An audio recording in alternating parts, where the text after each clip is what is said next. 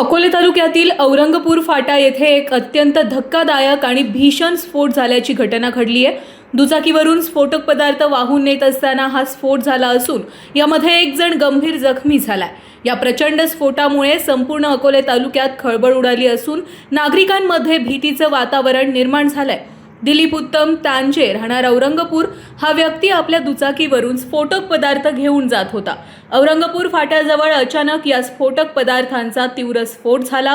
प्रत्यक्षदर्शींनी दिलेल्या माहितीनुसार हा स्फोट इतका भीषण आणि थरारक होता की स्फोटाच्या तीव्रतेमुळे संबंधित दुचाकी तब्बल 50 फुटांपेक्षा अधिक उंच हवेत उडाली।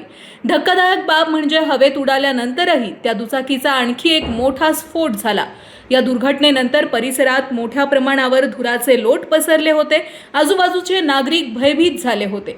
घटनेची माहिती मिळताच अकोले पोलीस प्रशासनाने तातडीने पावले उचलत घटनास्थळी धाव घेतली। घटनेचं गांभीर्य आणि स्फोटाची तीव्रता लक्षात घेऊन तातडीने नाशिक येथील बॉम्ब शोध आणि नाश पथक आणि फॉरेन्सिक विभागाच्या अधिकाऱ्यांना पाचारण करण्यात आलं।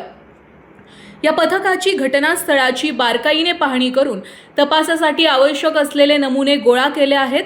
या प्रकरणी सध्या अकोले पोलीस ठाण्यामध्ये गुन्हा दाखल करण्याची प्रक्रिया सुरू असून हे स्फोटक पदार्थ नेमके कुठून आणले होते, त्यात कोणत्या रसायनांचा वापर केला होता आणि यामागे आणखी कोणाचा हात आहे का, या सर्व बाजूने पोलीस आता सखोल तपास करतायत।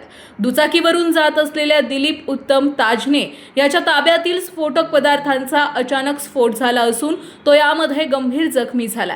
प्राथमिक तपासानुसार सदर व्यक्ती या स्फोटक पदार्थांचा वापर बेकायदेशीररित्या मासेमारी करण्यासाठी करत होता, असा अंदाज DYSP डॉक्टर कुणाल सोनवणे यांनी व्यक्त केला आहे। आज दुपारी औरंगपूर फाट्याजवळ एक दिलीप उत्तम ताजने आयसम औरंगपूर गावाकडे जात असताना त्याच्या ताब्यामधील स्फोटक पदार्थ त्याचा स्फोट झालेला आहे आणि त्यामध्ये तो जखमी झालेला आहे। प्राथमिकदृष्ट्या माहिती अशी आहे की सदर इसम हा दिलीपचा वापर मासेमारीसाठी वापरतो। या प्राथमिक माहितीनुसार सध्या फिर्याद दाखल करण्याचे काम चालू आहे। सदर ठिकाणी आमच्या एक्सपर्ट टीम यांनी व्हिजिट दिलेली आहे आणि आवश्यक ते नमुने गोळा केलेले आहे। या अनुषंगाने पुढील तपास सुरू आहे आणि पुढील कायदेशीर कारवाई यामध्ये केली जाईल।